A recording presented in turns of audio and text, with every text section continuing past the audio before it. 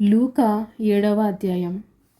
వెంటనే ఆయన నాయాను ఒక్క ఊరికి వెళ్ళుచుండగా ఆయన శిష్యులను బహు జనసమూహము ఆయనతో కూడా వెళ్ళుచుండిరి. ఆయన ఆ ఊరి గవిని వద్దకు వచ్చినప్పుడు చనిపోయిన ఒకడు వెలుపలికి మోసుకొని పోబడుచుండెను. అతనికి తల్లికి అతడొక్కడే కుమారుడు. ఆమె విధవరాలు.